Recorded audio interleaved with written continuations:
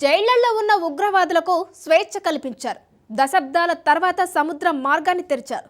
పెద్ద ఎత్తున ఆయుధాలను సైతం కొనుగోలు చేస్తున్నారు. ఇప్పుడు ఏకంగా పాకిస్తాన్ సైన్యాన్ని తమ దేశానికి ఆహ్వానిస్తున్నారు.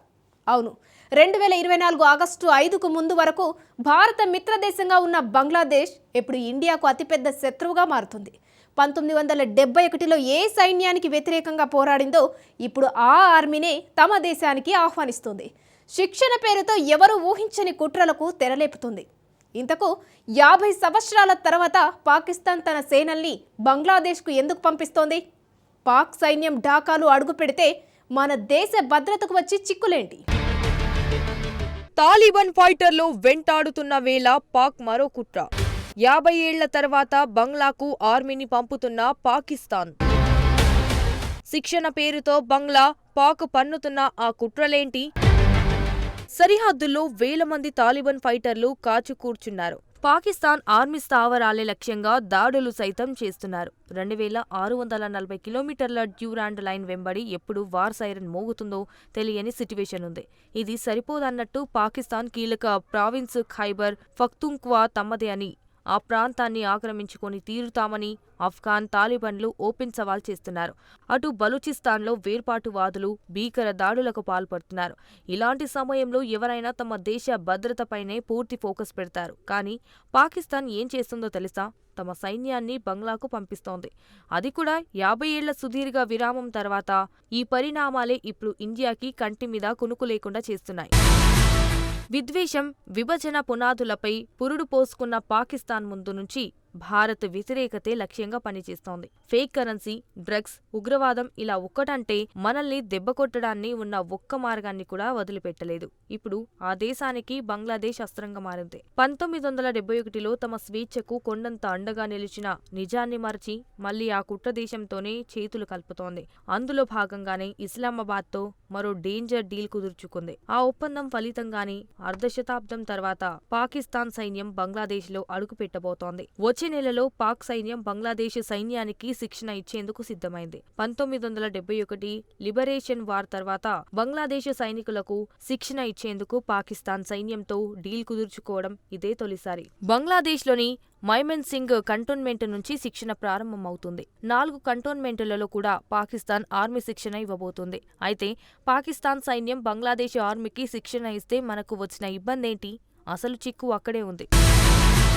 పాకిస్తాన్ ఎక్కడ అడుగు పెడితే అక్కడ ఉగ్రవాదము కాలు మోపుతుంది.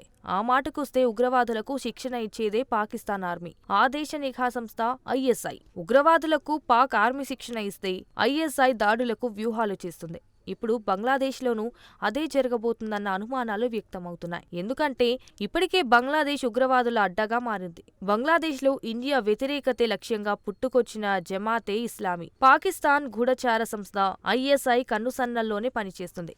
దీని కింద అనర్సుల్లా బంగ్లా, జమాత్ ఉల్ ముజాహిద్దీన్ బంగ్లాదేశ్ వంటి తీవ్రవాద సంస్థలున్నాయి. వాస్తవానికి 1991 నుంచి 96, 2001 నుంచి 2005 మధ్య జమాత్ మద్దతు కలిగిన బిఎన్పి పార్టీ షేక్ ఖలీదా జియా అధికారంలో ఉన్న సమయంలో పాకిస్తాన్ ఉగ్రవాదంతో బంగ్లాదేశ్కి లింకులు ఏర్పడ్డాయి. మసూద్ అజార్, సజ్జద్ అఫ్ఘానీ వంటి జిహాదీ సూత్రధారులు బంగ్లాదేశ్ నుంచి భారత్లోకి చొరబడ్డారు. బంగ్లాదేశ్ జైషే మహమ్మద్ ఉగ్ర సంస్థకు కీలకంగా మారింది.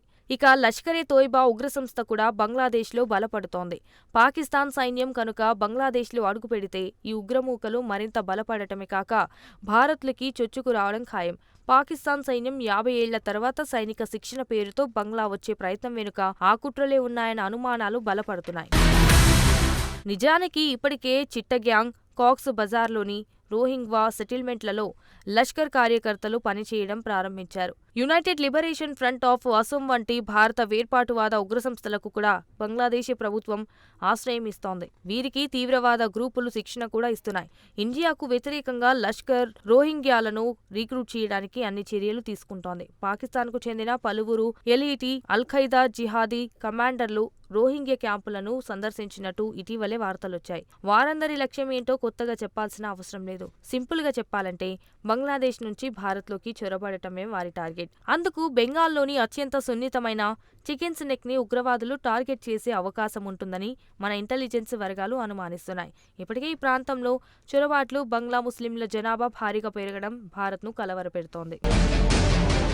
ఈశాన్య భారత్లోని 8 రాష్ట్రాలకు వెళ్లేందుకు రైలు, రోడ్డు మార్గాలు చికెన్స్ నెక్ నుంచి వెళ్తాయి. దీంతో పాటు కీలక పైప్లైన్లు, కమ్యూనికేషన్ కేబుల్స్ కు ఇదే మార్గం. పశ్చిమ బెంగాల్లోని ఈ ప్రాంతంలో కొంత భాగం కేవలం 22 కిలోమీటర్ల వెడల్పే ఉంటుంది. నేపాల్, భూటాన్, బంగ్లాదేశ్ కు అత్యంత సమీపంలో ఈ ప్రాంతం ఉంది. చైనాకు చెందిన చుంబి లోయ దీనికి అత్యంత సమీపంలోనే ఉంది.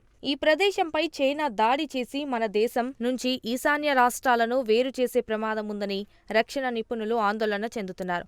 ఇదే జరిగితే ఈశాన్య ప్రాంతాల్లోని సైనిక దళాలకు సరఫరాలు కష్టమైపోతాయి.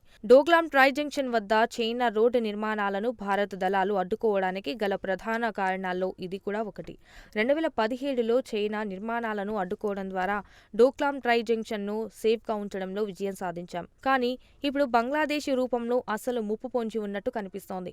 పాక్తో కలిసి ఈ ప్రాంతం నుంచి ఉగ్రవాదులను దేశంలోకి వదిలితే గుర్తించడం అంత ఈజీ కాదు. అందుకే ఇక్కడ భద్రత కట్టుదిట్టం చేయాల్సిన అవసరం ఎంతైనా ఉంది. ఇప్పటికే కేంద్ర ప్రభుత్వం ఆ పని చేసింది.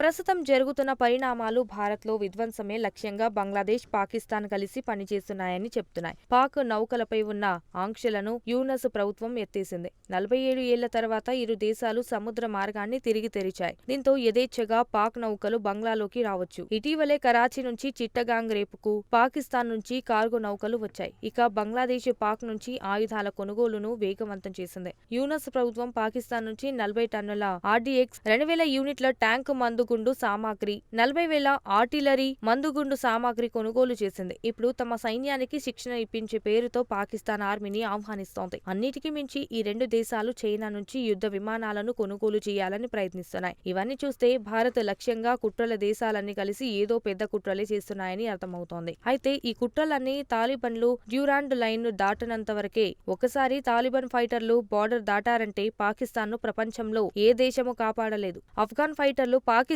సరిహద్దులు దాటేందుకే సిద్ధమవుతున్నారు.